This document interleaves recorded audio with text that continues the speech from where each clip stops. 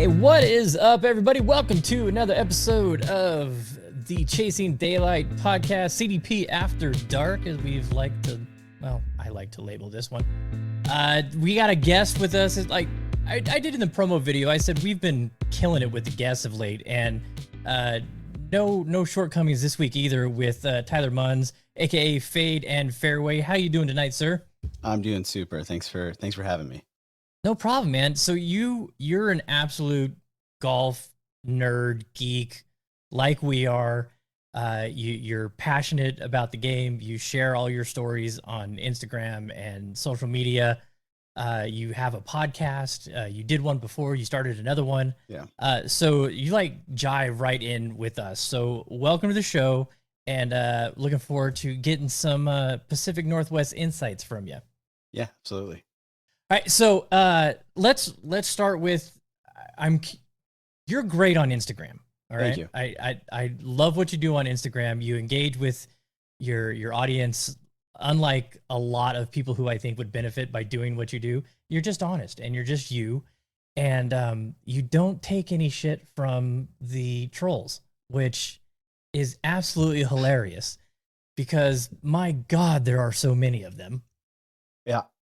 At what point did you decide, you know what, the hell with these guys, I'm just going to give it to them? Pretty early on. I don't have thick skin. So I'm probably like not equipped to have the following that I've grown, I'm very grateful that people have decided to follow along with me and are interested in what I have to say. But at the same time, like, I mean, you can ask my wife, like, I don't take criticism like particularly well. At least criticism that is not directed in a way that's like constructive.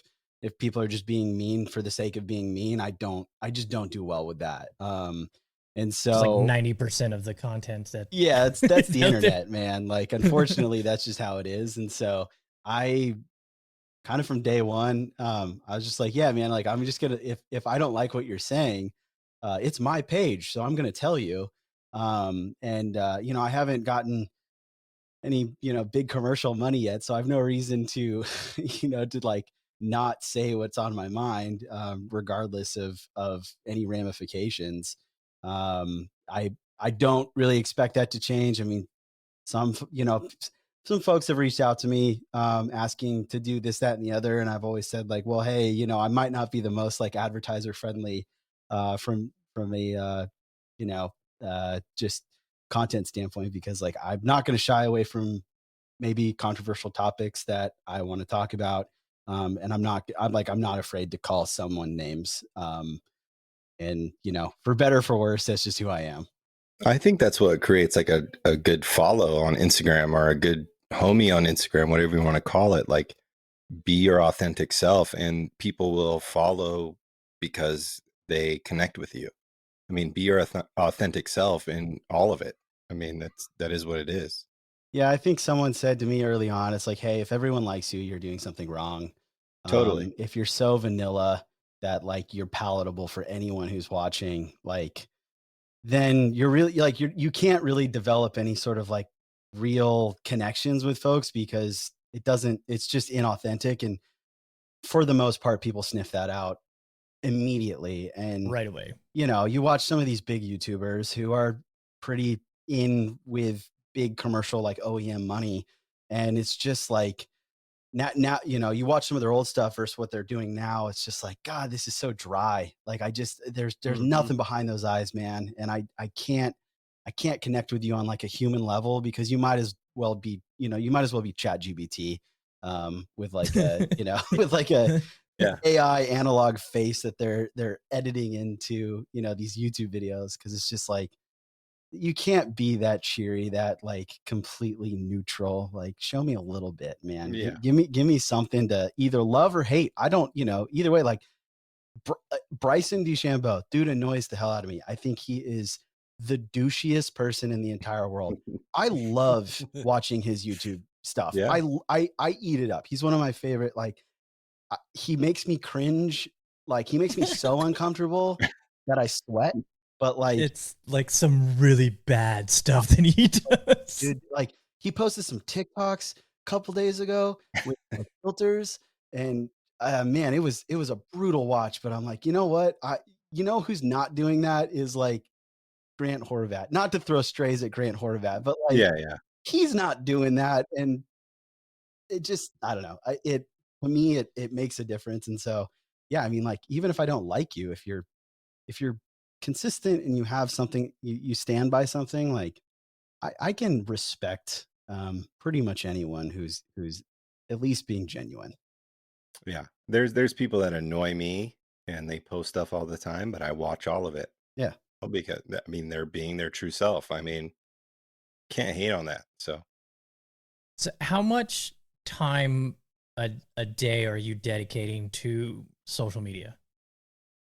It's I mean, if you break it up, it's like, hey, I'll be on for 5-10 minutes at a time, kind of throughout the day, just like answering messages and stuff. I really try to, despite what my wife has tried to tell me that like, hey, you know, people at that level don't answer all their messages and stuff. And I try the I try to answer, you know, as many of those messages as I can, the good or the bad. So that kind of takes a little bit of time. I mean, in terms of like planning stuff out and like editing and stuff like that, I don't know, maybe like 30 minutes here and there. It's mostly just like interacting with folks because I want them to feel like they can talk to me and that I'm going to actually yeah. respond. I'm going to read what they say and like I'm going to have a conversation, because that's the cool thing about social media and golf is like, you know, I have, you know, my core group of friends from college. None of them really play golf. A couple of them like dabble in it, but like no one is eat, drinks, sleeps it like I do. And so like finding that group of people that do have a similar level of interest in golf through the internet is like, that's where I would say like all of my true golf friends are. It's on the internet because it's hard to find people that are like this engrossed in the game. Probably for good reason. I think it's probably unhealthy. Yeah, and it's funny, man. Like I'll be like just sitting on the couch, and then my wife starts talking to me. And I'm like, hey, no, my buddy from Ohio that I met on Instagram's coming to Vegas in April.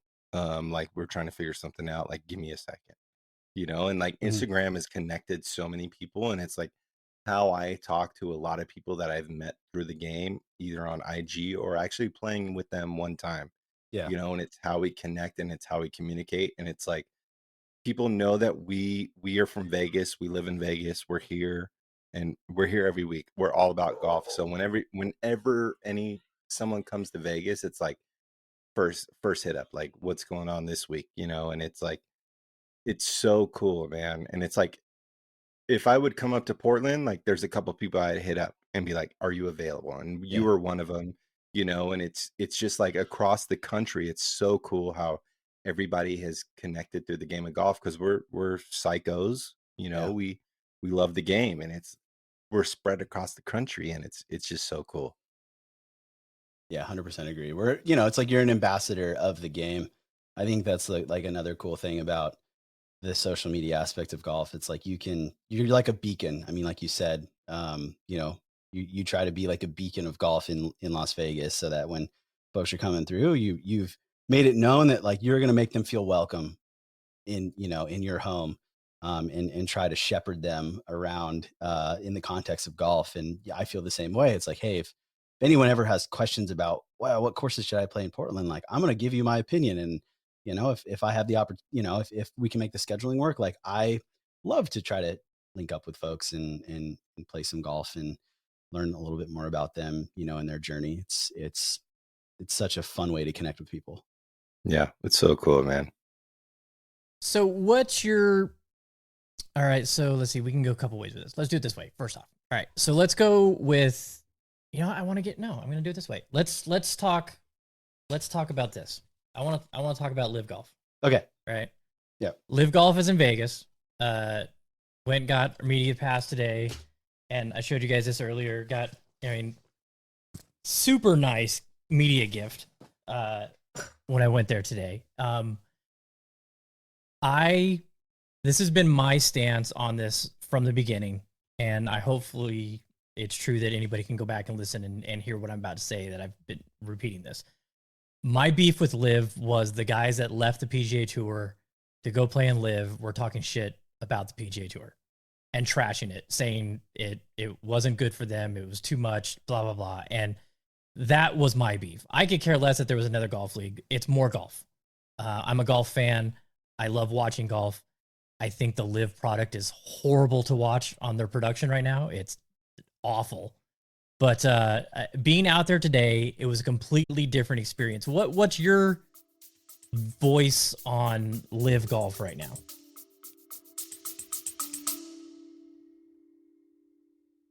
We're Nish and Chris, two very amateur golfers on a quest to play the top 100 courses in the UK and Ireland, after Chris set this challenge on a drunken Saturday night in my kitchen. Join us on our frequently humorous journey of a lifetime as we grapple with the logistical and financial challenge of playing some of the best courses in the world, as well as grappling with our games, because let's face it, it's never just about playing. Sometimes the score matters too. Listen to the Top 110 Golf Podcast wherever you get your podcasts. Yeah, I mean, I think that, from the jump, and it's not like I'm saying anything novel, but I kind of saw right through exactly what the PIF and Saudi Arabia was trying to do with Live. And at the end of the day, they don't really care about golf. They want a seat at the table in American sports, and this is the easiest way for them to get in. And from the jump, I think everyone knew that this was only going to end one way, and it was them winning. Whatever that looks like, they're going to win. They're going to get what they want because they can burn $2 billion a year. They could burn $2 billion a day and not even think about it. No one can compete with that. It's never going to happen, And so from if you look at it from that perspective, which is it's a little bit like nihilistic to be like, well, it doesn't matter. Like you can't, it's an unstoppable before. It's like, why even bring up the morality aspect of it? Cause it just doesn't matter. And so trying to like separate from the morality aspect of it, it's like, hey man, this is coming down the pipe. Like you guys should just jump on and like, let's just figure out a way to get them what they want without completely upending golf as we know it. And fracturing it, which is, everyone's done a pretty bad job up to this point.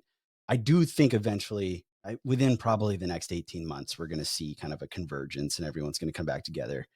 I think everything that's happening right now is just they're negotiating on price through their actions. It's like, Liv comes in and says, we'll give you $2 billion in private equity. PGA Tour goes out and gets $3 billion. And it says, all right, now Liv, if you want like an equal say in this whole thing, you got to come in with at least 3 billion, probably even a little bit more. And then, the pit, or Liv comes out and says, we're partnering with Google. So our product is now going to be more valuable. It's a pillow fight right now. Yeah. And so I think though, like to your point, I agree with you. The product's awful, but again, I don't think that's indicative of like the Live as it is was such a temporary thing, I think, for them that they just didn't care. They don't really care what it looks like. They don't care how it operates because it had a 3-year shelf life, probably at most. And we're coming up to the end of that, and eventually it will converge and it'll go kind of, I'm guessing it's going to go back to the same thing. So I will say though, like them pushing some different types of format, like I think the team stuff can be super, super intriguing. I really do. They're not nailing it. Do it right. But I do think there's potential there. I think forcing the PGA Tour's hand to actually force the top players to play with each other more than just like 6 times a year. Yeah. That had to happen. And it sucks that it took Liv coming in and like fracturing professional golf for that, to actually force the PGA Tour's hand. That's annoying. So I think like it's a situation where everyone sucks. Like PGA Tour sucks.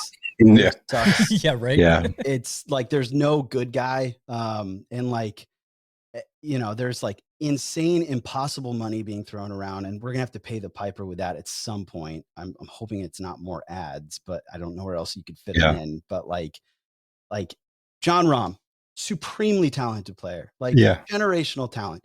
He is commercially not worth $300 million at all. Yeah. So I don't know where that money, like eventually they're going to want a return on their investment. Absolutely. I don't know where they're going to get $300 million from John Rahm and $150 million from Dustin Johnson, or even $10 million from Pat Perez, you know, like where, like, I just don't understand how that's going to flesh out from like a finance standpoint, but that's not, you know, that's not my problem. That's their problem. So that's a long-winded way of saying like, it's inevitable.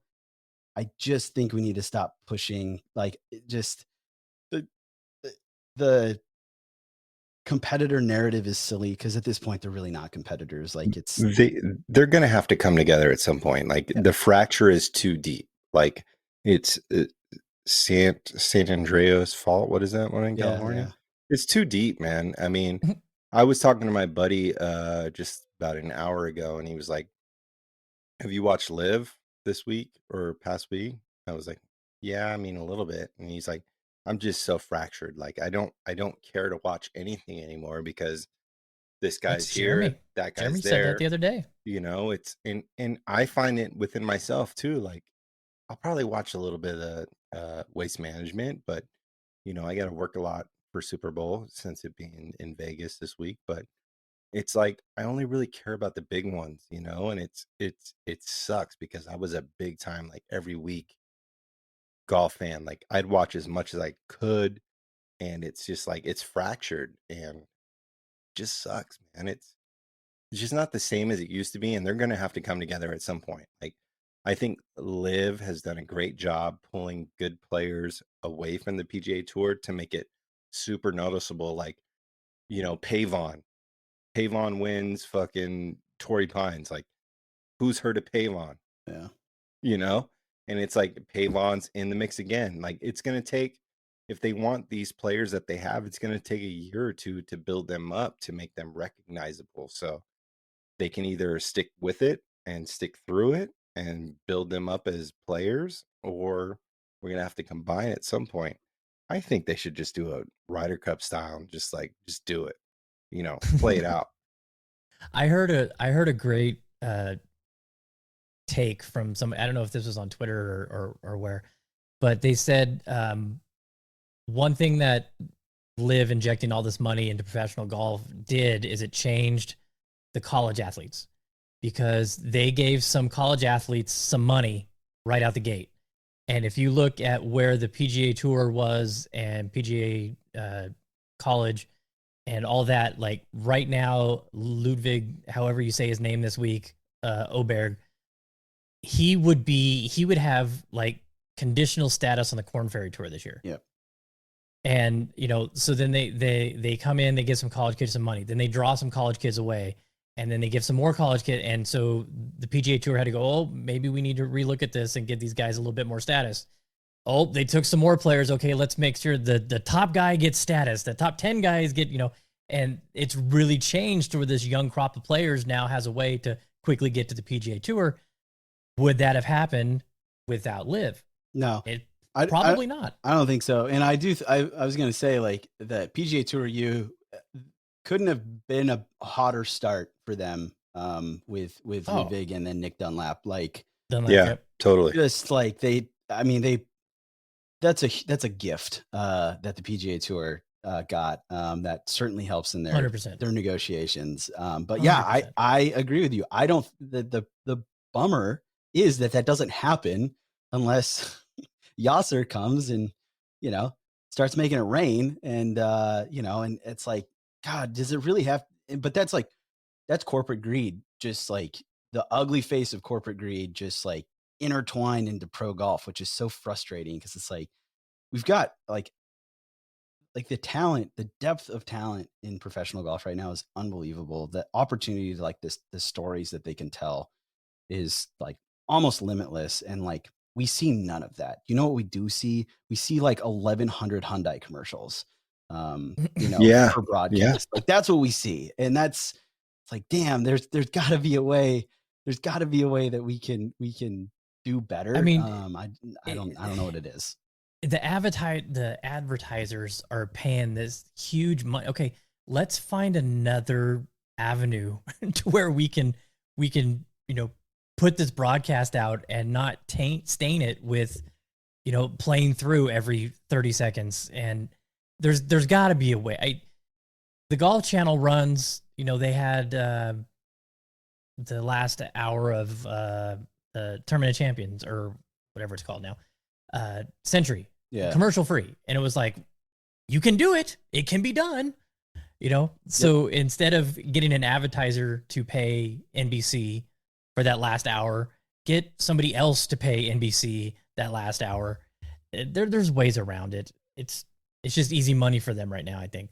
Yeah. So I'm watching the chat on IG, and Cousin Clubs chimed in. He said, loyalties to corporations are one-way streets. No point. Catch me watching Shell's Wonderful World of Golf. I mean, and I can't agree more. I'd rather watch Jack and Sneed or whoever at a rustic Pine Valley, other than Pavon winning some shit, because that's the essence of the game. It was so much cooler just to see the people standing around the green, and they're not concerned about a ball hitting them, and the greens are slow as fuck, and they put the fucking little loft on that at the end of the putt, pop, put the pop on it, It was so much better, man. Yeah, it's just different. It's gotten incredibly corporate, which is really, again, I'll go back to say it's frustrating because of the potential that's there. Like I would say, like as we moved into like the late 80s, early 90s, golf got very homogenous, very boring. I don't know if you could like pick a specific player out of a lineup. And then, Tiger bursts on the scene. He makes golf more athletic, gets a different generation, a different group of kids interested in the game that likely wouldn't have been interested otherwise. Like there's no way Brooks Koepka is not playing professional baseball if Tiger Woods isn't on the scene. Dustin Johnson is doing something different. And then that just cascades into the current crop of players and like Finau, and he's a little older, but it's gotten so interesting. It's gotten so diverse. There's so many awesome storylines that we just don't hear. They aren't broadcast. They aren't, those stories aren't told outside of, well, you know what? They are told. It's like they're told on these alternative media platforms like Instagram and like Scratch and, all these other things. Like those guys are doing a phenomenal job.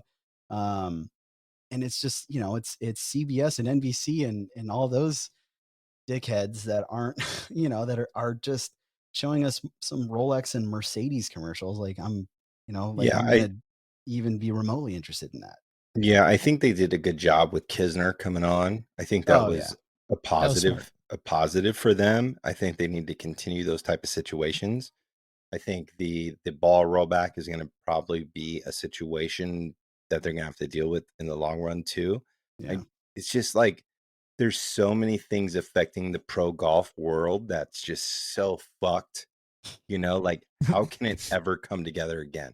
Because 3-4 years ago we were all living in harmony, and now we're just like we're fractions. We're this graffiti crew, we're this hip hop crew, whatever, however you want to determine it, but like we're all separate. And I think golf is at its best when everybody comes together and actually has the same goal in mind. And we're not there currently. It was interesting listening to Rom talk today. I was at the presser with him, and somebody asked him the questions. I was mad. I wanted to ask a question, and the guy from the CW got in front of me and I'm so upset that you didn't ask a question. I was watching the entire time. I was literally on. Instagram at work. I was like, I got to send this email, but like Matt's going to ask a question at any point. I was getting ready to, and then the CW guy got in front of me, and then the lady wasn't looking at me, and you had John Rahm right in front of you. And he's a big man. He's a big man. Hey, I'm Chasing Daylight Podcast. Matt Wang and Yacht. Grab the mic. And Terrell Hatton is a little man, compared to John Rahm. And the other kid that they got, that they were saying that he hits the ball further than anybody. He's like my size. And I'm like, damn, dude. But anyway, listening to Rahm talk, some of the saying the questions are just awful. But they asked him, Torrey Pines. Yeah, hey, vape boy, could you mute your mic when you do that, please? Good Lord. Thought I muted. Sorry, my fault. There's like some wind or something. I tried to mute it. I thought I hit mute. Sorry. He asked him, American Express. Don't worry about it. Torrey Pines, now Waste Management. These are 3 big events that you're missing. How does it feel? And he said, driving past TPC Scottsdale, it's close to his house, that he says it's tough. It's tough. And, he says, hopefully, one day I can be back in those events. So I definitely think that their goal is to get everybody playing in the events together. I don't know. Well, it's the only way, like, if you think about it from a commercial value standpoint, it's the only way that you're going to even recoup any of the money that people are spending right now in golf, is to have everyone playing together. So I think, as a function of corporate greed, like, that in and of itself will force everyone back together in some way, just because, like, it's not as valuable. The eyeballs are not as valuable if they're being split between 2 screens. It's just like, that's just economics. So eventually, and I think it's going to be sooner than later, I would not be surprised if in 2025 everyone's playing on the same courses, because it's just you're split, you're cannibalizing sales essentially by having everyone split up and making me choose whether I want to watch this or that, or it's easy to flip back and forth, but just like, what am I really going to be invested in, as a viewer? And it's like, well, I'm familiar with what's happening at AT&T. There's a potential really cool storyline coming up with Wyndham Clark versus Ludwig, and like, that could be pretty interesting. Both those guys bomb it, and putters are hot. Like, let's see what happens. And obviously it gets rained out, so Liv gets to shine on Sunday.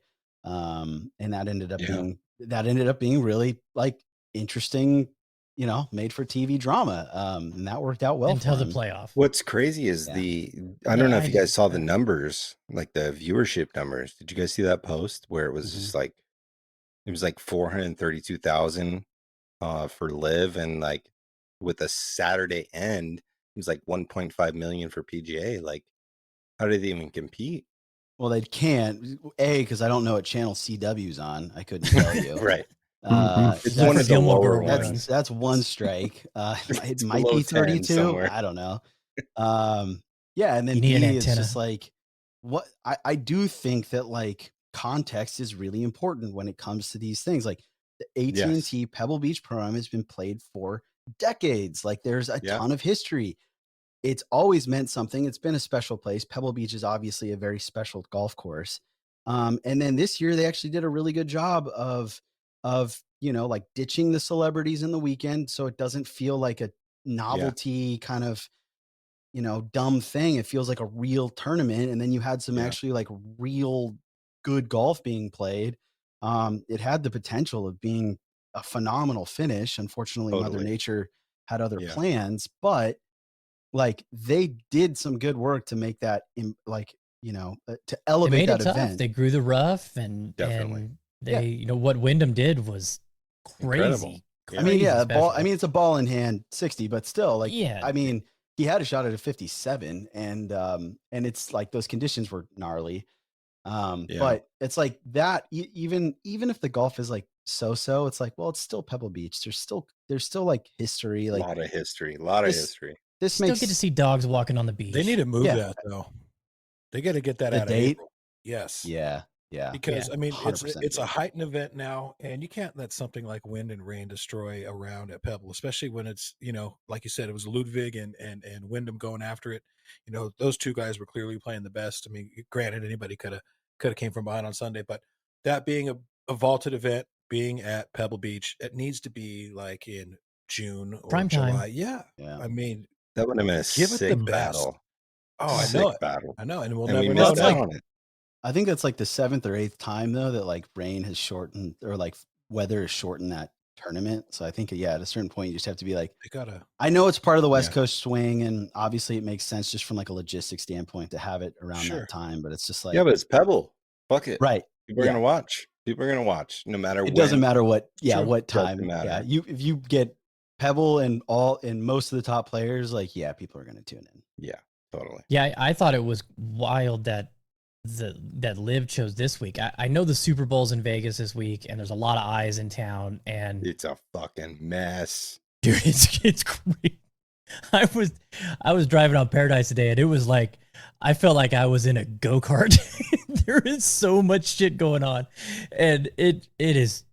And I got to go Dude, to I was Planet leaving Hollywood work. tomorrow. I was leaving work Ugh. literally earlier, and Henderson police were like, "You cannot fucking move because the buses are coming." Like Mhm. literally 49ers or whoever they were, whatever football team came through. It could have been the Live team. I don't know. Whoever it was. Fucking Henderson police was like, "Don't Dustin fucking Johnson move party your bus. vehicle right now. They're coming through." So it's a fucking shit show. Shit show. And Vegas is already a shit show. I was So shocked why they it's already chose this week. madhouse, man. There's too many fucking people here. Leave. I said when they said this week, I said Leave. the guys could probably play in their shorts, or they're going to be bundled up Yeah. like Mhm. it's winter. And now we got this rainstorm coming through. The course is going to be super, super soft. I was out walking it today. There's no rough. I mean, there is some in some areas, and I just walked on I was one hole, surprised so at that rough. I was stunned. It is going to be primo scoring conditions. There's not a lot of undulation in the LVCC greens. There's some good greens. They're probably some of the best greens in town. But yeah, it is going to be a scoring fest. And watch, that Yeah. means that 2 is going to win. No. But the thing 3,200. is too, though, like there'd be a scoring fest on any course here in Vegas. There's not a whole lot of difficult true. courses that they would. Well, that the they would new struggle with. Sohai. I think they could struggle with Cascada a little bit, but Yeah, maybe. You saw what they did at Yeah, Summit. walking it. The comments that they had in the presser day were, the altitude. That's something that they have to get used to, and it's great. Me being from here and going other places to play golf, altitude is never in my head, except for like when we go to sea level, because then it's like, what the hell is wrong with me? That I remember the first time I played Torrey with my buddy Andrew. We played the North Course first, and I striped my drive. I'm like, yeah. And he's like, what are you happy about? I'm like, pipe that down the middle. He's like, 200 yards. And I'm like, shut the fuck up, 200 yards. Yeah, we get out there. Yeah, it was 200 yards. Yeah, just, it's crazy. So they were really concerned with, the how far the ball is going to go, plus the wet conditions, plus the cold weather, at elevation. And, some of these guys don't even need to bring driver. Mm-hmm. It's not a long golf course. So I sharing some pictures here a little earlier, but this is the what is the 9th green that is now the 18th green. okay. This is a pretty big complex they have built around it. It doesn't look huge, but when you're standing there, it's pretty big. A lot of money exchange there. Yeah. There you can see the back of it behind the putting green there, but it is dressed up. I mean, it is dressed up to the nines. We had to park for media. We had to park over at the Westgate, and they had like stickers, round stickers that said "Live this way," and the whole path from the parking lot through the casino across the street, they had these pads for you to walk on, so you knew where you were going. I mean, just the aesthetics of putting that crap down, and then all the, I mean, they have a full like gym, hitting bays, gymnasium, a whole workout room over on the 19th hole. And they're spoiling them for sure. Oh, it is. I was surprised. There's a huge like store. They erected a huge store right outside the tennis center. Did you buy anything? No, it's not open yet, Joe. Oh, sorry. It wasn't open. Who's your team, Matt? There's a lot going on. Yeah, who are you rooting for?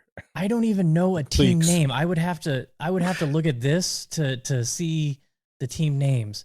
I'm not. I don't get the team. And you know what?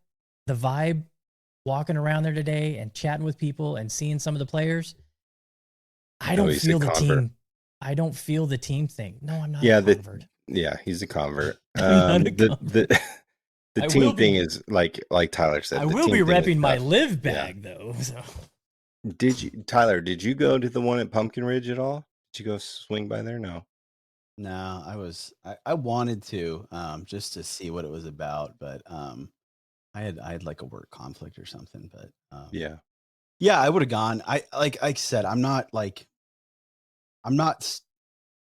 I think it's boring. I think it's dumb. I don't like the TV product is terrible. Is bad. So bad. Terrible.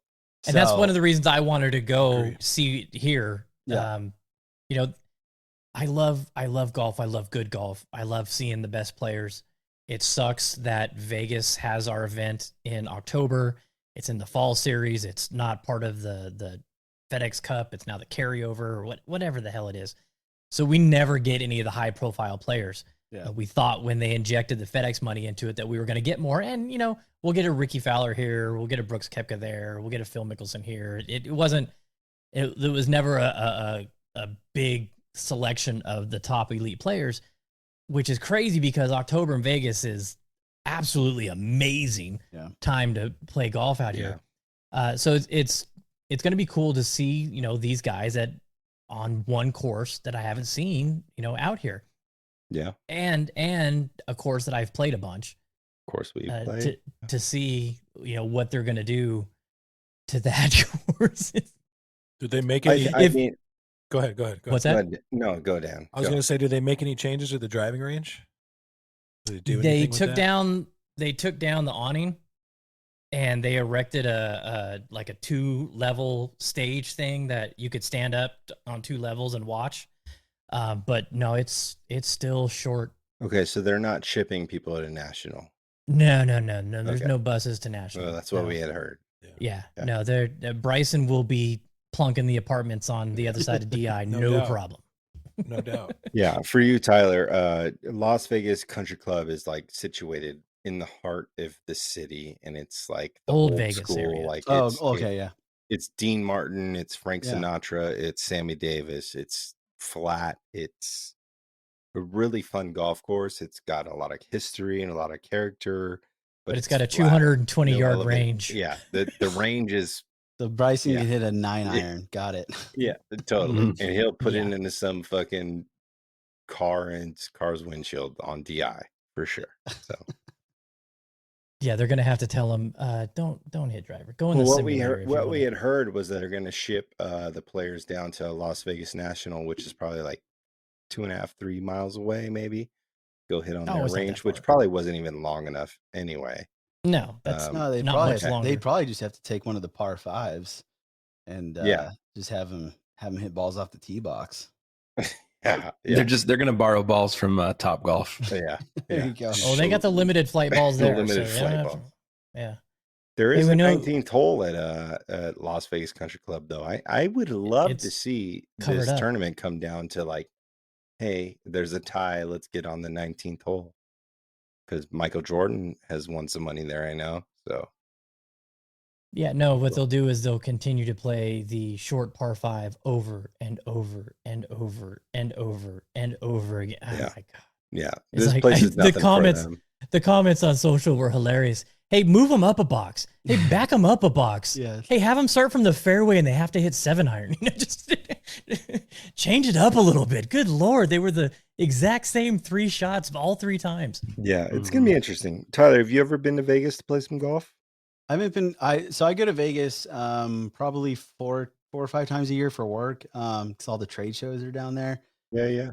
But I haven't played any golf. So I'm gonna be there in I'll be down. So the auto show is in October, Halloween. So we go to that every year. And so this time I'm gonna make sure I book some either time on the front end or the back end to try to play some golf, just because like it's silly so that I good come in down here in October. October when it's like nice and I don't ever like play Yeah, golf. I should probably just bring your sticks. Yeah. We'll figure something out. Yeah, so I'm planning on doing that probably on the tail end of work. I'll do the show and stuff, and then I'll have my sticks and stay a few days and try not to lose all my money at the blackjack tables. No, just don't gamble. You're probably All not right. gonna win anyway. I'm pretty good at blackjack. I'm up like Oh. $4,000 lifetime on the Oh, blackjack shit. tables over the last 5 years. I keep an Excel spreadsheet. I'm good at blackjack. I can't That's do. a- I'm bad at everything else. That's a couple sets of Edels.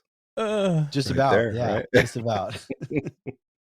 Dude, blackjack is what ended me gambling. I love blackjack. We used to, back in the day, that's how I age myself. We go play dollar blackjack at the Longhorn and drink all night. You know, you put $20 on the table, you get 20 chips, and you Oh, could play dude, for yeah. hours. If you're patient, that's like 2 days, man. And just Yeah. get hammered, and then go eat 99 cents all you can eat pancakes. Those were the old days. Those were the old days. There's some really good old days. Oh We should yeah. just make steak and eggs for like $1.99. Boom. But we were at That's the Vegas I moved here for. we were at And Sam's Town. and it's gone. You ruined it. we Let's go were to at all the Sam's extra Town airplanes. playing blackjack all night, and I had to go to work. And I'm like, fuck, I haven't been asleep. Got to go to work. I had $500 or $400, I think, in my hand, and I had 4 black chips. And so I'm leaving. I'm like, screw it, let's do it. So I walked over the table, $100, lost a hand. $100, lost a hand. $100, lost a hand. $100, lost a hand. And I went, okay, I'm done. I'm done. That was the extent of my my gambling career at the tables. Yeah. So, all right, I want to get into tinkering. There we go. Because You two guys self- go for it. Mayor Tinkertown here. It's like the gladiators. You said we I haven't think- had a I- live debate. We haven't had a live debate. It's probably a vote for the governorship. I don't know if you saw that one, but there's a Oh governorship. yeah. Well, I for told grabs. Ryan. Yeah, I think his Ryan's level got, of tinkering Ryan's got that is- locked up. There's no, Yeah. we don't have a prayer. Yeah. No. So what got you into doing your own clubs? I'm cheap. Yeah, I was like, I've always, I just like different. I like trying different things. I'm not good at admitting that I might be the problem. So I pass that blame on to the equipment. It's like, well, if I get a new set of irons, surely that's what's stopping me from, compressing the ball. And so, when you're doing that, it's like, man, do I really want to go to Golf Galaxy and have them very poorly put, Yeah. a set of clubs together for me, and charge me $120? It's like, well, no. All right. How hard could it be? And so I like just looked up some stuff on YouTube, and that's kind of how I taught myself how to do most things, that I don't know how to do. And, I'm like, yeah, man, it's really just glue. It's just glue and heat and a little sandpaper and some acetone if you want to get fancy. And I was like, well, I can't fuck that up too bad. So I just did it one time, and I was like, hey, that was easy enough. And so now it's like, that opened the floodgate of excuses for me to be like, well, I can just do my own clubs. I'm saving so much money. So that means that I can absolutely buy another set of irons because I've saved so much money on the club Doing this stuff. on myself. Yeah. I'm like, it's free real estate. So Spiral. yeah. Ryan so- gave me a shaft extractor that was they probably used it in the 1800s. It was old. I mean, technology hasn't really advanced too much No, with shaft extractors. But I fell in love with like just the tinkering side of it, just, you know, pulling stuff apart and cleaning it up and putting it back together and changing shafts but it was COVID for me because there was no place to go get your grips changed out. Or if there was, you had to wait outside for there to be only 10 people in the building, and then you had to go in and drop them off, and they'll send, we'll send you smoke signals in a couple weeks when you can come back. And I was like, the hell with that. So I just started ordering stuff online to start building, and it's kind of taken off from there. But we kind of do the same, a lot of tinkering. You change stuff all the time. I'm changing stuff all the time. Is your reasoning for that just to tinker, or do you have something behind it? Like, are you searching for something with it? No, I mean, outside of the putter, no, not really. It's more just like, I want to enjoy every aspect of playing golf when I'm out there. And a big part of that for me is the equipment. And so like, sometimes I just really want to play like a set of Nike blades, or like, I really want to do XYZ. I want to play my, super quad TP, TaylorMade driver from when I was a teenager. And that was like the height. That was the most expensive driver you could buy. And I wanted it, but I couldn't afford it because I worked at a fucking go-kart track making $7.25 an hour. And like, I couldn't spend $600 on a driver in 2006. So it's like being able to relive those glory days now that I have disposable income, because I'm not 16. That's part of it. So there's like this enjoyment aspect of it. It's like, well, hey, if I'm out there and I'm playing, like I want to enjoy every aspect of it. Equipment for me, it's really important. I take such joy in that aspect. From a performance standpoint, it's I'm I'm a prolifically bad putter, and my short game is not too far behind. So for specifically putting, I'm just like constantly searching for anything, and so I mess around with that a lot. But I do think I may have found it with this Maltby putter. Oh my God, I've never been more comfortable over a putter for like as long as your stroke looks really good with it too. Dude, like today I went and played 9 holes. Just I was like, I had like 90-ish minutes between stuff. So I was like, I can get out and play 9 holes in 90 minutes just because it's weather's kind of shitty and no one's out. And so I rolled in. I mean, I went full Wyndham Clark, man. In 9 holes, I probably rolled in like 60 feet of putts. And just like, I feel I'm hitting the center of the face, which is just embarrassingly a problem for me with a putter. And the tempo is great. Everything just feels good. Ball starting on line. My speed control is unbelievable, relative to how bad I usually am. And, I just like, I'm like, I've literally in my life never felt more comfortable with a putter in my hand. And I've been playing for 17 years and I've probably tried 1,700 putters. Not really, but it feels like that. And so I'm going to try to really stick with this putter just because it feels so good. I've really also, I've made score more of an important, something I care a lot about because I want to try to play more tournament golf. So I've actually gone away a little bit from switching equipment out and trying to be more consistent, so that I can try to score better. But every once in a while, if I'm like going out and playing like 9 holes, I'll just grab like my Persimmon woods from Todd Dempsey and like the blade. I need a Todd, man, so bad. I want a Todd Dempsey so bad. Yeah, dude, he's the best. He's such a cool guy too. It's like, the clubs they're rad, obviously, but like he's just the most cool, like laid back Florida surfer guy. Yeah. Loves his family, loves golf, hates the USGA. Just a real dude's dude, yeah. Todd seems real cool. Yeah. And so, I'll grab those and I'll grab like the butter knifiest blades I can get, and like a wedge. And like I have this putter from like the early 1900s that I'll bring out. That's that like, high lofted poppy thing that you do. And, Yeah, yeah. and that's like, I have just as much fun doing that stuff every once in a while. I used to do it a lot more. I don't do it as much anymore. Are those carefree rounds for you where you're not worried about score? You're just going out and having fun? Oh yeah. I'm just like trying anything and everything, playing 3 balls. Like I don't pick up a scorecard. I just don't care. I make it like a point to say, I don't want to think about score. I'm not even going to like try to remember what I made on what hole. It's like, I want to try this shot. I don't want to think about, statistics or high probability or smart golf. I just want to hit the ball and see where it goes. And, Yeah, I'm curious about that, right? Like, so you're a grinder. Like, obviously, with your Instagram, like you grind, you practice a ton. MidAm Podcast, go follow that, listen.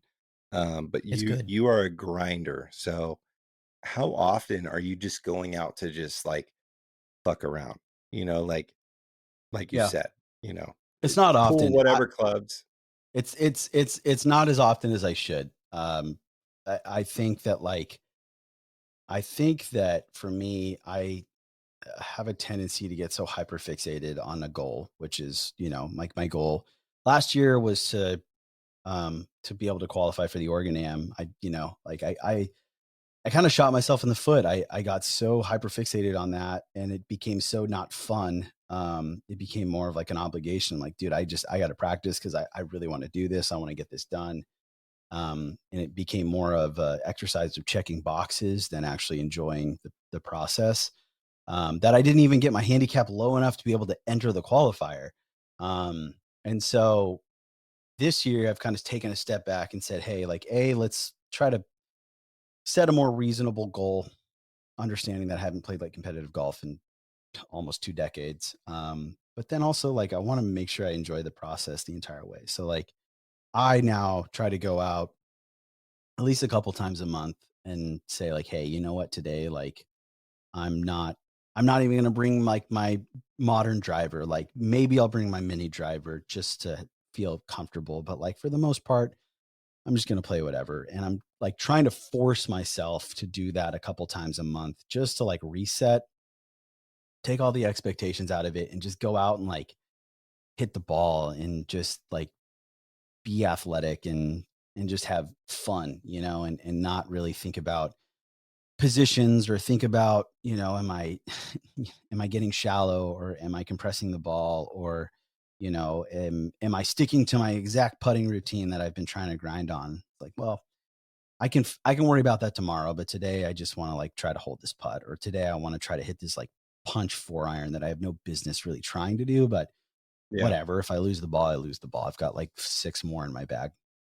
I think that's like super healthy. Like, because a lot of people get so ingrained into just grinding, and like to me, when I broke par for the first time, it became about breaking par. Yeah. And since then, I've become a soul golfer, which we've obviously mentioned on the podcast before. But now it's transformed into that aspect where I really don't care, man. What I shoot is what I shoot. Unless money's on the line. Unless money's on the line, and I'm just trying to beat Matt most of the time. Like, as long as I beat Matt, I'm cool. If I lose to Dan or Jeremy or you, like, I'm fine. But as long as I beat Matt, it's okay. He did beat me this last weekend, just for the record. Yeah. But what I'm saying is like it kind of stuck with me to where it was like, I don't want to feel this way. Like, if I don't do something to my expectations, to feel bad after. I just want to enjoy the game the way that I want it to be. I want to enjoy my time because I don't get to do it all the time. I want to enjoy my time with my friends. So I think it's super healthy. Like, you can grind as much as you want, but I think it's like super respectful that you try and do that like once a month or whatever the case may be. But because golf is supposed to be fun and it's not supposed to be a grind all the time. And so I appreciate that, because it's not all socks and roses. No, and it's detrimental. Like if you're Socks and roses. Socks and roses. What the? What? Sorry. how quickly can we get that on a T-shirt? I just want Yeah. to know. Socks and roses, I think that's man. got legs, dude. Socks and roses. Oof. Oh, Sometimes I just throw things out, and I don't they hate stick it, dude. sometimes. And sometimes I don't know they what it means, but I feel like I do. You know, not many Yeah. people. See, do. there you go. That's that soul golfer in you, bro. So here's the spiral I went down. Right. So Tyler, you posted a video about the left hand in the grip. I remember who. Yeah. Par train. You remember that video? Yeah, par train. Right. Yeah. So, I was like, oh, that's interesting. So I went out, and I'm standing with my hand neutral, and I'm looking. I'm like, holy crap! I am not holding this as well as I thought I could be. Right. Yeah. And I've been playing mid-size grips. I don't have huge hands, but I've been playing mid-size grips because they felt great. And so watching that video and watching where my hands were on that club with the mid-size grips, I went, holy shit, I am not playing the right grip. So I go out and take my new level irons that I have, take the grips off. Guilty Golf is what was on there, Portland company.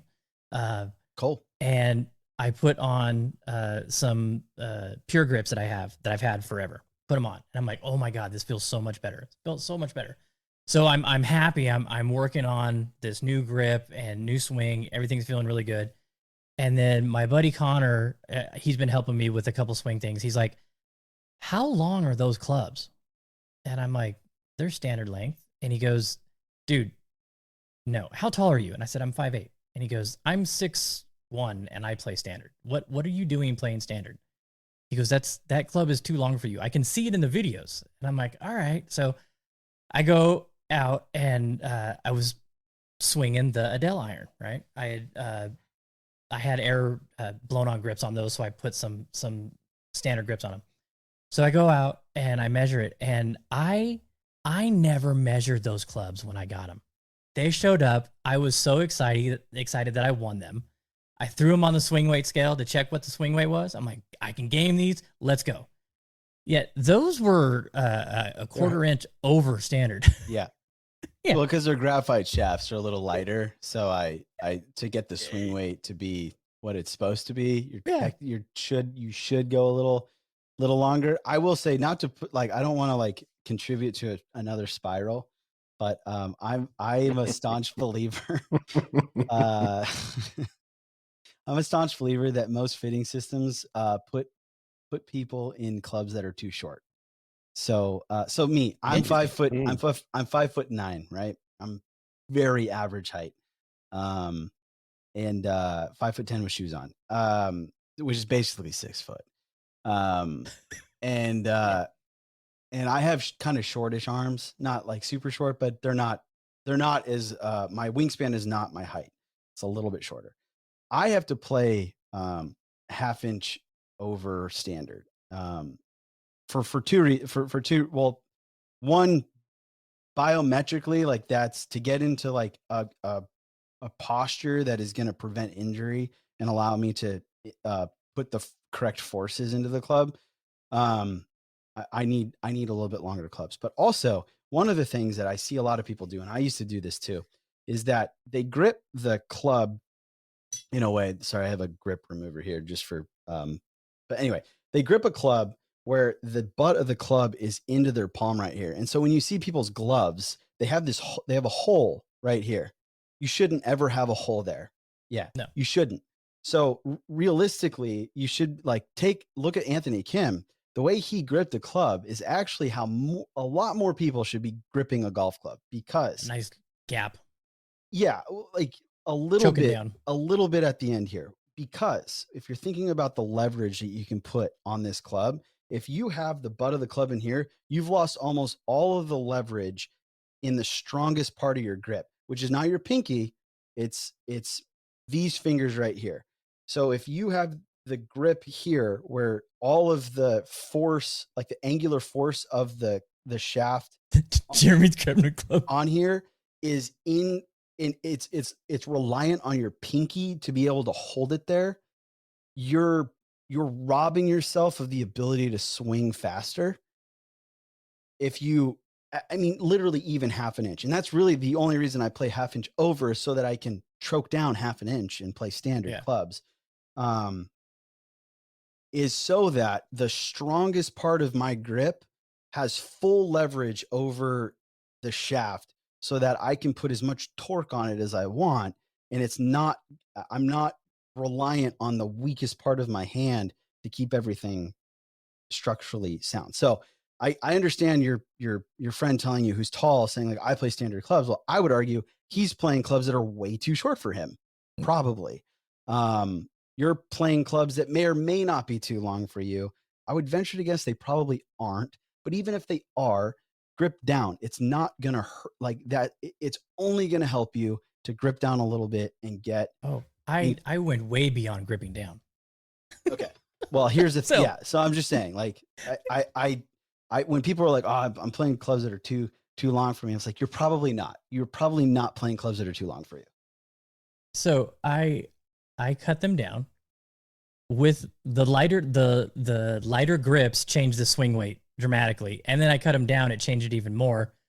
So then I measured them to the length that I have them at now, with the weights that are in them, sent all that information to Adele and said, what weights do I need to get these to D3? Oh, that's cool. So they sent me the configurations for each iron and I ordered them.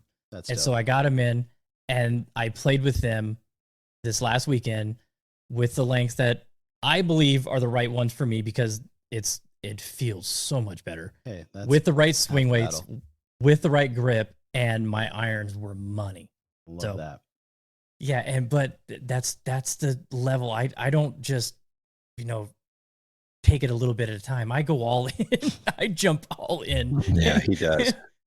And but I'm the same way with putters too. And I have a history of I'll have a putter. I'll roll it for 2 weeks, 3 weeks, and I'm rolling it great. I'll go have a round that is awful. It's gone. Next putter. Yeah. I'll roll that one until I have a bad week. It's gone. Next putter. But I'm happy to announce the Olsen long neck has not left the bag. Oh, I have had 2 bad rounds with it. At some point, it's I've going to leave. I've had 2 bad rounds with it, and I kept it in, and I've had back-to-back 30-putt rounds. So, whoa, I've had the same putter for about 2 years. So that's impressive. I wish I was that committed to anything. That's my thing. Is like it's like if you continue to change, can you get better? We don't know. That's the question we can't answer, dude. That's the thing. No one knows. Okay. So I will let you know say that one we day. can't get better because you don't know either. So That's true. That's joke's true. on you. and see, that's the thing that I That's challenged all I with want Joe. Matt to say. I just want Matt to say, like, I don't know. I don't know what's going on. No, I know what's But going he finds on. it out all the time. I know what's going on. That putter didn't. But you figure it out all the time. No, I figure out little pieces to the puzzle that has no end. Dan, what's your thoughts on switching equipment stuff? Oh, Dan doesn't switch. I mean, I do. I know he doesn't, but I'm talking like the overall broad topic.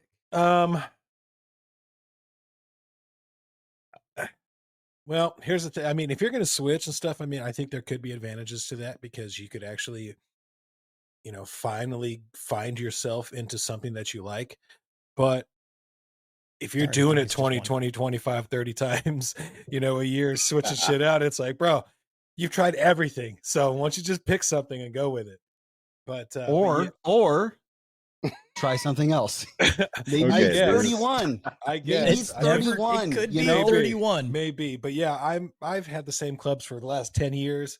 So the only thing I really change is drivers every once in a while, and I'm just kind of going through different little putter change right now. But yeah, for me, I'm just once I find something that I like and it sets up great in my eyes, I'm not changing until it's the center of the club is worn out.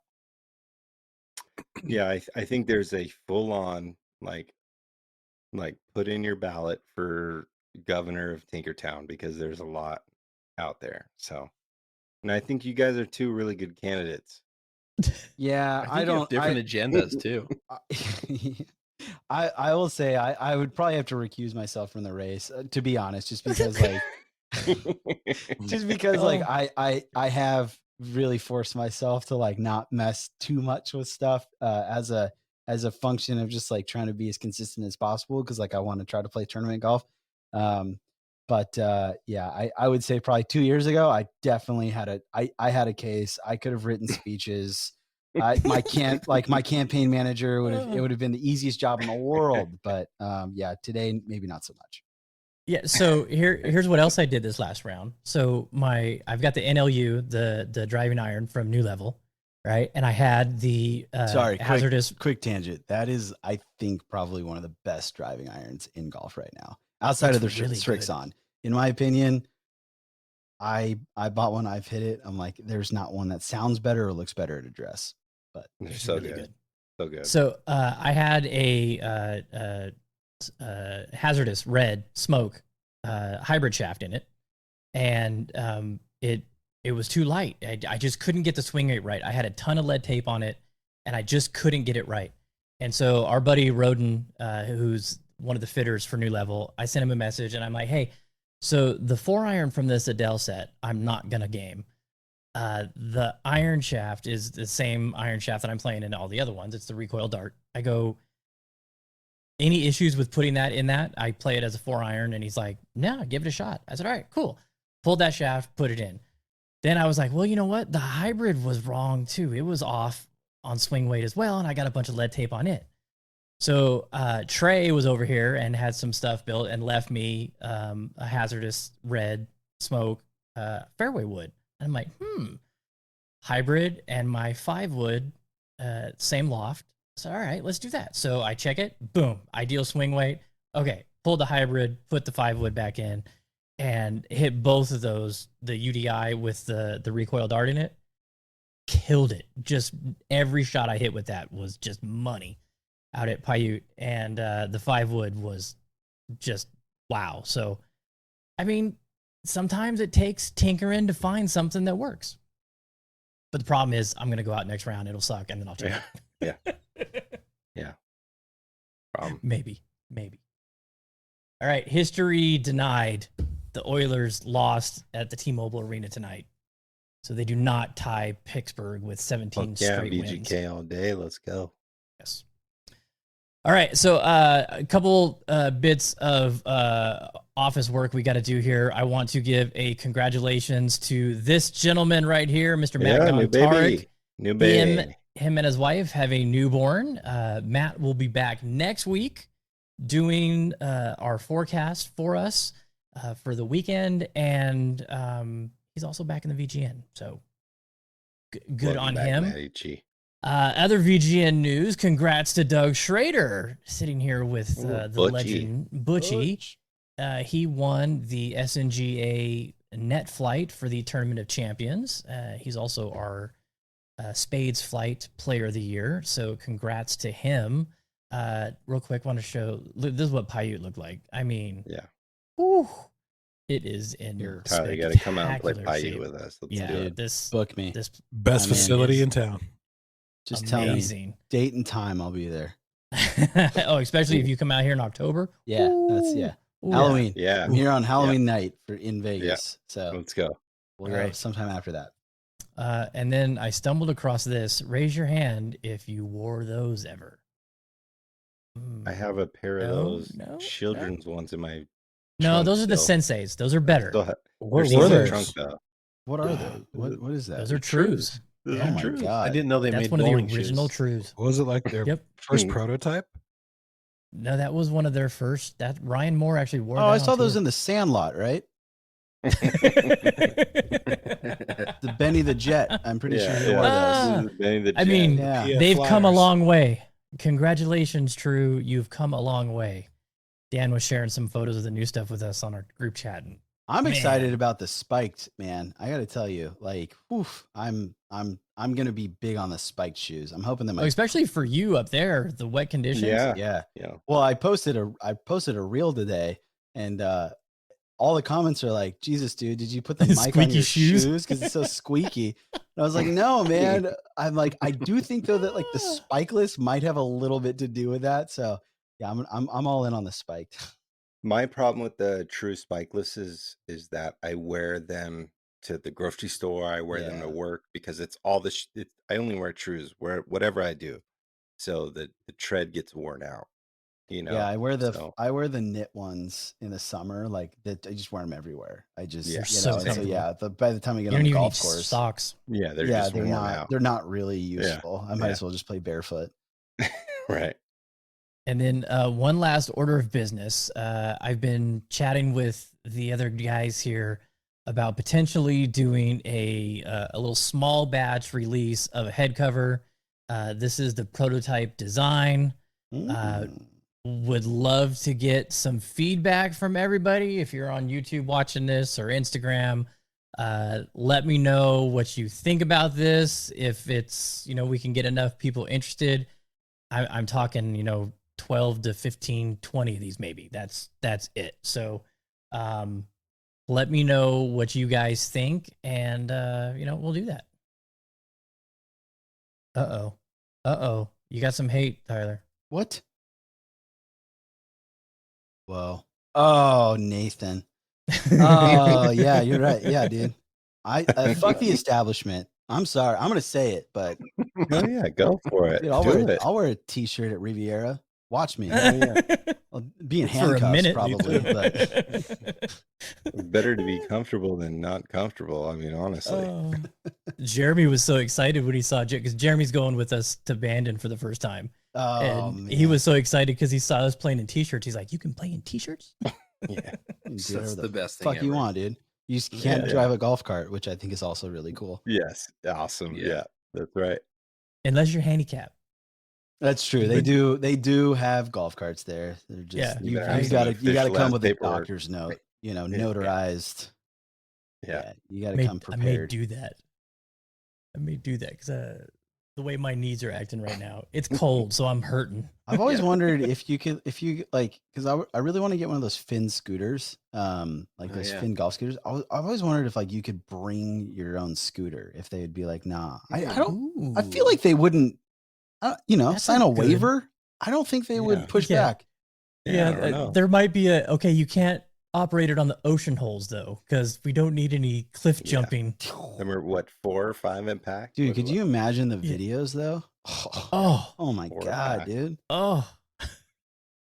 Man. What's your favorite course of Bandon? Old Mac probably.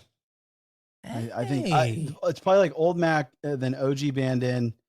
And I really like. I know Sheep Ranch gets a lot of hate. I don't know why, but I really like that course. I have a lot of fun at that course. So, that'd probably round out my top 3. Is Trails lower on your list because you play a lot of golf in that type of scenario? Yeah, it's just like there's like the novelty of it isn't as it's like Sheep Ranch, obviously, Old Mac and Bandon Dunes are like you just don't play that type of golf anymore or anywhere where I'm at. But yeah, Trails and even Pacific, like a little bit, like I can find comparable to play. You just tore a tear from the Soul Golfer's heart. Yeah, sorry about that, dude. Pack's amazing. But literally the first time I ever cried on a golf course was at 16 on OG.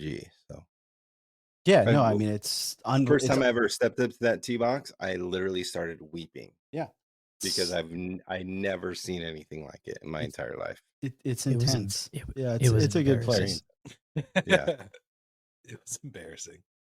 It was embarrassing. No, I'll rep that. I'll put that shit on a t-shirt, man. Like I'm happy to cry on 16. What was Bandon, it? Socks and what else were you putting on Socks the and t-shirt? What was roses. it? Socks and roses. Socks Yeah. and Socks roses. and roses, Yeah. and then I cried on the Socks and 16th at roses. OG Banded. Yeah. That's the back of it. Is I cried on the 16th at Banded. The- Socks there and we go. roses. God, we're gonna make so much money. Because you got to change better- your socks if you play multiple rounds of Bandon. It makes sense now. See, we're coming full circle. Sure. The better part, Tyler, is we're in the Salt Lake City airport on the way Good home. callback, man. Good callback. Love it. And he was scrolling through the photos and he was crying again. Yeah, yeah. Now that's embarrassing. Yeah, I wouldn't broadcast that one, dude. Oh no, dude, it's my favorite place in the entire world. I said, "Are It's you my, crying?" I will. Well, and then when I went back in March of last year with Dan, we pulled up into the parking lot. I started crying. It's my favorite Yep. place. So, yeah, my favorite place in the world. You know, it's funny. I really do like Bandon. But I'm certainly, I think I'm very much in the minority where it's like, I would pick other places to go. And I think it's probably because I can just drive there. I could drive there Yeah. like Yeah. right Yeah. now and be Yeah. there by 11. And so it's like, I don't know. I do really like it. I enjoy it a ton, but it's like, you know what? Chambers Bay is Yeah. I sick know you and love it's way Chambers. more accessible and it's a lot cheaper. So like I'll go up there and then there's just like other, you know, it's like, oh man, if I'm going to spend that much money, it's like, well, you know what? I can get a cheap flight to Atlanta, rent a car and drive out to Sweetens and just play Yeah. that Yeah. for a Oh, little I bit. know you love Sweetens, and it's kind of like that for us. You know, it's like Yeah. you have accessibility to Chambers fairly Yeah. close, like, and you have accessibility to Bandon fairly close. But like when we go to Bandon, it's like it's an adventure, and like Oh, for it's a you, pilgrimage. there. I get it. Yeah, I mean, if I wasn't exactly. here, I would imagine that Bandit would hold a different Yeah, I think place that's in my part of it, heart. though. Yeah. I think it's part of it, and I think that's why Sweetens is so highly regarded for you, because it's an adventure. You have to Mhm. fly across the country, and you have to land, and you have to get a car, and you got to go. You It's got to such a drive. conscientious You know? effort to get there. It's like, dude, I Yeah. got I to did that. plan, you know, it's like I could Totally. literally be like, you know what I want? Oh, the weather's looking sweet. And I've literally done this. Oh, the weather's looking sweet tomorrow. Do I have anything on the calendar? No. All right, cool. I'm going to go try to play it, you know, trails. Right. Yeah. You know, I think Yeah. I can get on in the afternoon. Like, Yeah. kind of loses its luster a little bit if it's Yeah. that, you know, if it's that accessible. But I do understand. I would probably feel the exact same way if I lived in South Pittsburgh, Tennessee, and I was a Right. member, Yeah. and I could Totally. just go to Sweetens whenever I wanted and be like, Yeah. you know, it's cool, but like Bandon, that's where I- it's at, I- you know. You're Yeah. right. It's Makes so sense. funny, man. It's so like it's so much perspective, and it's so much like your own experience. That's what's so cool about golf is like, you know, like Tara Edie and Oh God. TRI is like so high on the list, and it's like because we have to travel a fucking day to get there, you know, and Well, like you know what I heard about Terra is you're only allowed to play there once in your life or something like that. yeah, I don't know if that's yeah, true. Well, it's there's- true. Yes, They have it's true. membership, and if you There's know a membership, member, you can come and you out can't and afford it. if you can get on the property, you can play as much as you want, Oh. but you have to pay. And But it's you have to like get a $800 letter from US. like a PGA professional or like someone from your club to write them, and they'll fit you in when they can So you have to for some shit. basically need like a scholarship. Yeah, I was Yeah, chatting with so- it. I was on this golf board here in town for this shop that was going to open up that never did, but he was a caddy out there, and so we'd get on these Zoom calls, and he's in New Zealand, you know, talking to us, and so I hung out and chatted with him for a little bit, and he was the one that told me, because if you can get access to come here and play, like you have a member that, you know, gets you, or like Joe said, you write the letter, you can stay and play as much as you want. He said, for but one day. it's no, it's he Oh, said one if trip. you're there, you can play 10 days in a row if you want, but it's going to cost you $800 a round. Yeah, And he says it's just nothing but private helicopters from the airport to there, back and forth. It's Wow. just it's crazy, man. That's sick, dude. insane. So what's your favorite course that you have played? Well, this probably goes into your trip. You just had a trip to what, Scotland? Ireland. Yeah. Bally. Ireland, yeah. Bally is up there for sure. I'd put that at like a tie for Bally. I played Ballybunion, and like the course itself was incredible. You know, old links golf, Ireland golf, but you know, on the ocean. But we also got we happened to be there during a heat wave, and so there wasn't a cloud in the sky, there was no wind, and it was like 75 degrees. Wow. Not exactly Ireland golf. No. And so like the caddies that were there was like, yeah, dude, like this, we just don't ever see this. Like this is not typical. And so like that day plus how cool the course was phenomenal. So I definitely put Bally up there. I mean, Sweetens is like a super like special experience. I just Speaking of Sweetens, Are you going to go do the Sugarloaf with Cam in September? N- uh, n- Maybe it's dependent. I think I'm going to Austria, or no, I'm going to England. Me and my wife are going to England, so I don't know what the dates are, but I am going in May with Cam. Oh, sweet. As like it's not like an event or anything like that. It's Yeah, just like we're just meeting up. So I'm going in May, which I'm like absolutely excited for. But I really like Sweetens a lot. It's a special place. I've saved my third though is so I got a chance to play Meadow Club in San Francisco, which is Alistair McKenzie's first design in the United States, and holy shit, that course was unreal. And it's it's tough to get on. It's private or whatever, and I just was very fortunate to have a connection. As part of a Tyson Lamb event, yeah, we went and played, and it was like hot as shit. But it was super fun, and like the cool thing about that course too is like you're up in the hills, and there is absolutely zero cell reception, so your phone just doesn't work when it's on the course. So it's like I couldn't have gotten an email out even if I wanted to. So it was like to be able to completely disconnect from the world and play this incredible golden age of architecture golf course was just like one of my more favorite like golf experiences. Sick.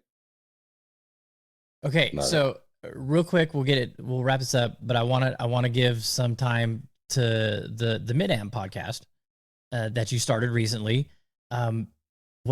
I've listened to all the episodes, and I've enjoyed them all. And one of the things that you guys are doing that I love is you're breaking down different segments of the game that relate to you. Mm-hmm. And one thing that you did that I was like, damn it, that's a fucking brilliant idea. I wish I would have thought about it.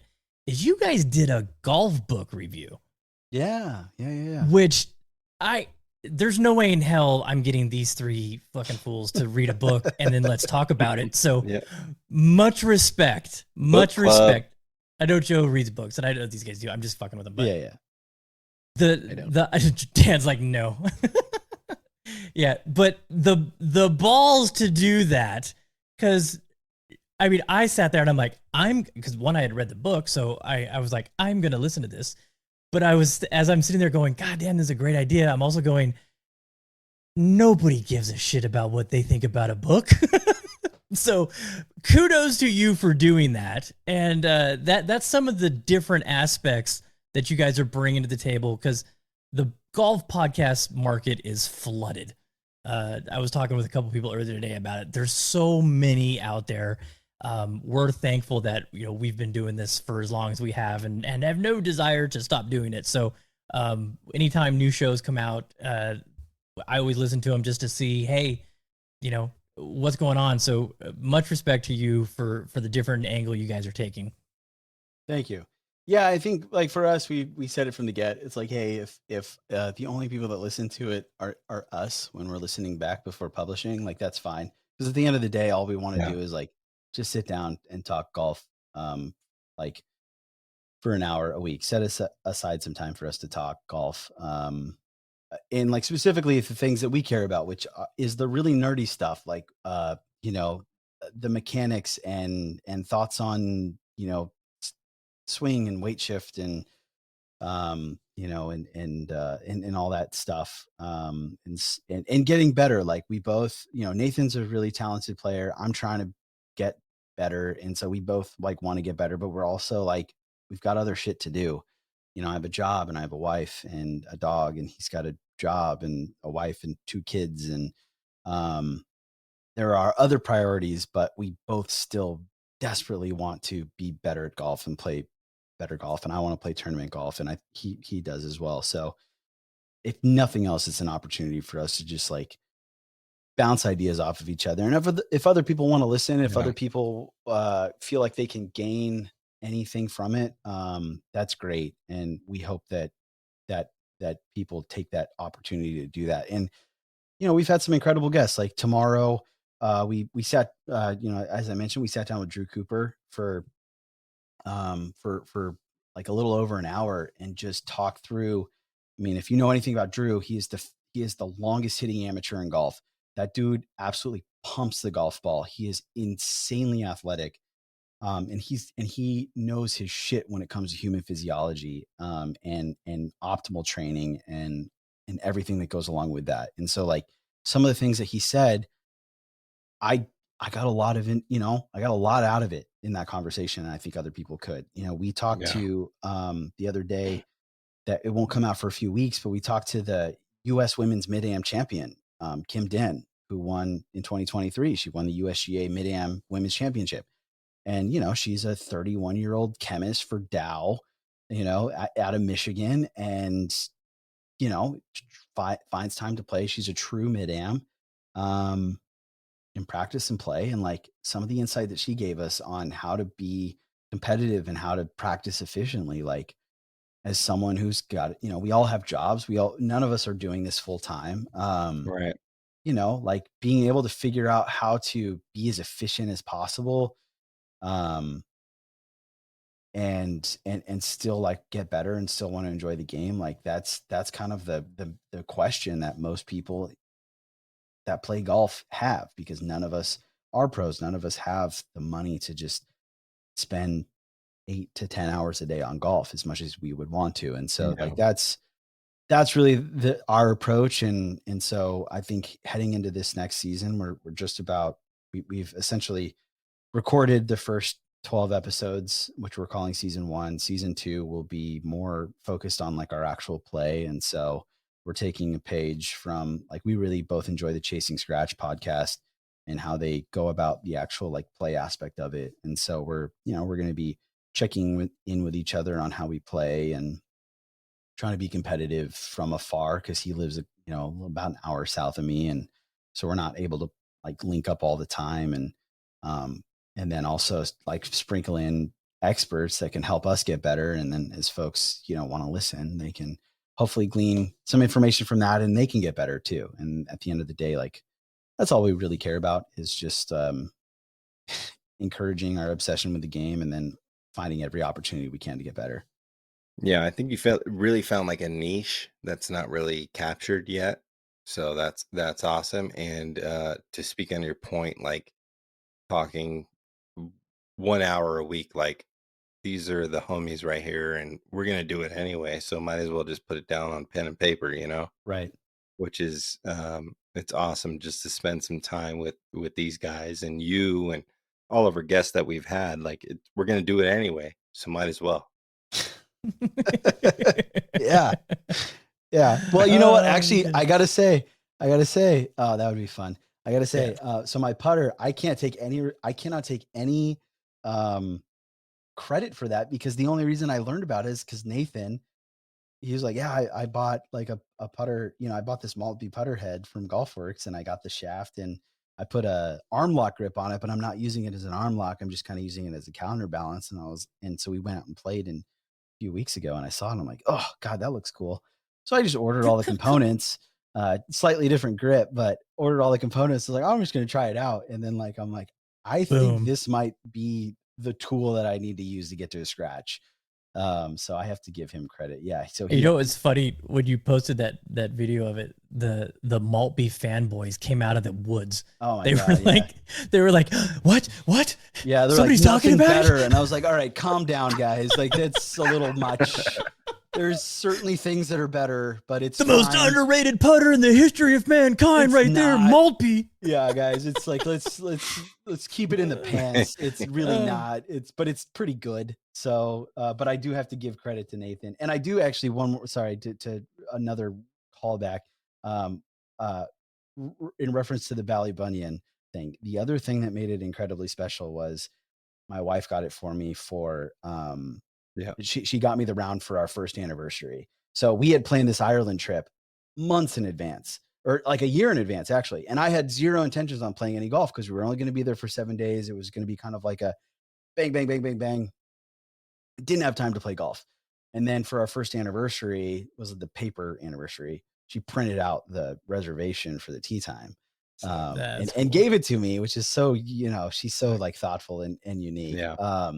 And so I'd be remiss not to say that. Like, one of the reasons is like the sentimentality of it. And then on top of that, she walked the entire round with me and filmed for you and filmed for me like pretty much every single shot. Wow. And like My that wife's not doing that. That was unbelievable. Like, just like one of the coolest things. And it'd be silly if I didn't mention golf wives are cool, man. Yeah, she's I got a golf wife. So. She really like knocked it out of the park with that whole thing. So that was really cool. But yeah, I mean, it's so the MidAm, sorry to go back to the MidAm stuff. It's no. Hey, so the MidAm holds a special place in my heart too. My a buddy of mine qualified a couple years ago when it was at out in Nantucket at why am I drawing a blank? By a comet? Sankaty. No, Sankaty. Sankaty, that's what it was. Come on. And sorry. And that was an amazing thing to be a part of. You know, he didn't play well enough to make it to the round of 32, but being around all those competitors and watching them play and playing that amazing course, and you know, it's a USGA event. They got all the signage. You know, you feel like you're at a US Open minus the, you know, hundreds of thousands of people. But it was a really cool event, and I've been trying like hell to get Jeremy and Dan to try and go qualify because I know they could make it and get a chance to go play some of those just remarkable courses that they play at. And it's the guy. I'm drawing a blank on his name, but he's won like 3 out of the last 4 years, the MidAm Championship. Oh, Hagestad. Stuart Hagestad. Stu. Yeah. I mean, the amateur. Yeah. The guy who works who's essentially a professional golfer. Yeah. What you have to do to get to the round of 32 and then to win in those match plays to get to the final, it's ridiculous. And to do it on back-to-back years and multiple times is unbelievable. So tournament golf is just so like we talked about this a lot because like there obviously like there was an influx of players during COVID, right? And so let's assume you started playing golf in 2020. You're 3 years into your golf career. Like, there are two things that most of those folks probably haven't really dove into, which is like the competitive, like true competitive aspect. Like, you're always like playing against yourself, you're playing against the course, but like not a lot of those people have probably gotten into the playing against someone else part of golf, which in my opinion is like the best part of golf. That's the most fun. So much fun is playing against someone else. And so there's like that aspect of it, which is obviously incredible. And so like to feel nerves over a 4-foot putt that matters more than just making a par on the hole, but it's like potentially to beat that, you know, that player. Like that's a part of golf that like I think a lot of these folks that have just gotten into the game like haven't fully experienced it. And so that's another aspect of what we're trying to do is to say like, hey, like if you just started playing golf in the last 3 years, there's this huge part of golf that you haven't probably really touched that you are missing out on a ton. And whether that's just like money games with your friends or trying to get into more organized tournament golf, it's just like there's something petrifying about having to pull out every single putt and knowing that if you pump one out of bounds, you have to tee it up again. Yeah. And if you pump another one out of bounds, you got to tee it up again. You know, like there's just 4 putt on the last hole of the day. Shut up. In the moment, it's awful and it's nerve wracking and it makes you sick. But when you're done, you're like, God, I can't wait to sign up for my next event. You know, I can't wait to have to be able to do that again and feel that kind of nerves. And so that's another thing. What a great advertisement for the Vegas Golf Network. Yeah, that's what I was going to say. I was going to say that's what brought that up because that was right on my script there. Just amazing for golf. Vegas Golf Network, which is incredible. I mean, we get to do it once a month. We get to compete once a month in a tournament. And, you know, being a sole golfer that I am, I get to still compete once a month. So, well, that's how you get better. I'm going to tell you, if you want to get better at golf, like MidAm Podcast, play for something that's, listen to MidAm Podcast. And jump on Loop, jump on Loop also. Jump on Loop, but play for something that's more than your score. Like make every shot that you have to play like worth a little bit more. Means and like something. you'll play, you'll get better just by virtue of like not wanting to lose, because it's just trying to shoot a good score. Like eventually you can kind of autopilot that. But the other thing too that I was going to say very quickly that people are missing out on is just golf trips in general. So like plan a trip dedicated around golf. If you haven't done that already, like it's such a different, like elevated experience in that it makes you appreciate golf so much more, is if you get a group of people to go with you.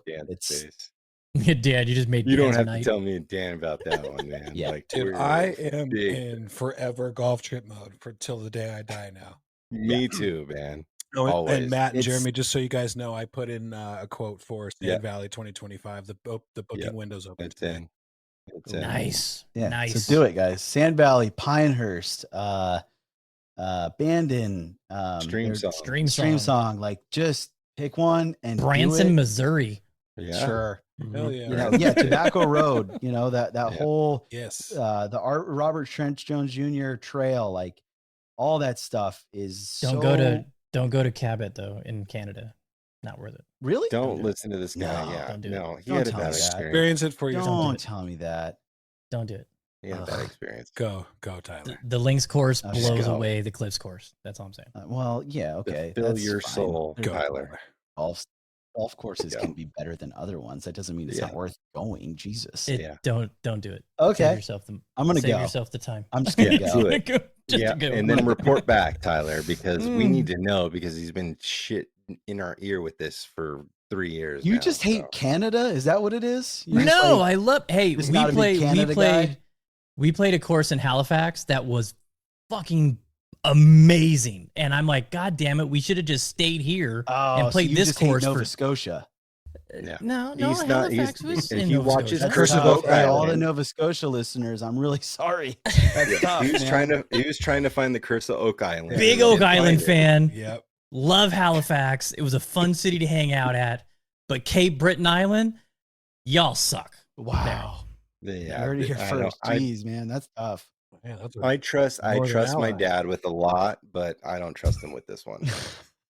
So I'm gonna have to figure that one out on my own. That's at why I some was point. so surprised that I liked Bandon Trails, because I did not like the Red Courses Stream Song. I did not like Cabot Cliffs at all.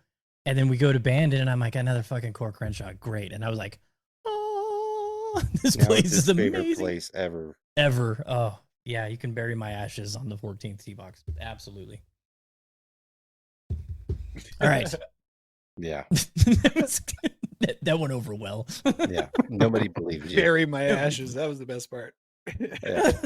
Don't spread them. Dig a hole and bury Socks them. and roses, dude. Bury the ashes. Socks and Holder. roses. We'll put, Socks we'll and put roses. Bury the ashes on the sleeve. And Yeah. socks and Yeah. roses on the front. I cried Yeah. on the 14th on the back. We got one more sleeve per PGA Tour standards. We got Yeah. another sleeve Yeah. that we could Still Oh, has we could space put for something sure. on. All We over could- print. All this over one. print. Yeah, that's Jeremy's soundbite. We can do. No, no. There we go. There we go. We got the whole shirt. God, we're gonna Yeah, make we so put much it- money. Oh, can't wait. Well, hey, Tyler, thank you so much for coming on, staying up late with us. We really appreciate it. New show, MidAm Podcast. You're doing great on that. And if you want some entertaining social media, Instagram content, go follow Fade and Fairway, because great stuff. Great stuff. And, you know, I love the smack talking back to the trolls. It's great. Keep it up. Don't change. Yeah, thanks so much for coming on. Joe, do your thing and bring us home. Yeah, thanks to Fade and Fairway, Mr. Tyler Munds. Go check out MidAm Podcast. You guys do podcasts, what, every week? Is it every week? Every other week? Yep. Okay. Every week. So Yep. go check that Wednesdays. out. Make sure you follow, subscribe on Wednesdays. We're here for you every single week, Chasing Daylight Podcast. We'll be Another out at Live. fantastic Come see us. episode. What? We'll be out at You Live. interrupt me Come- again? Oh, Yeah, always. thanks. Are you done? Yeah. No, are you done? It's my outro, right? I know. I Anyway. didn't want you to forget to remind people that if you're in Vegas for the Super Yeah. Bowl and you're going out to Live, come find us. They don't need reminders. They know. They're Okay. not. They. If you don't know that we're in Las Vegas and we're at all the golf stuff, then you probably have a problem. So, but if you're at Live, come check us out. Super Bowl's in town, so it's going to be chaotic. Make sure you stay safe and respect everybody. Anyway, shout out Tyler Munds, Mr. at Fading Fairways. We're here for you next week. We'll see you then. Until then, make sure you get out and chase some daylight later.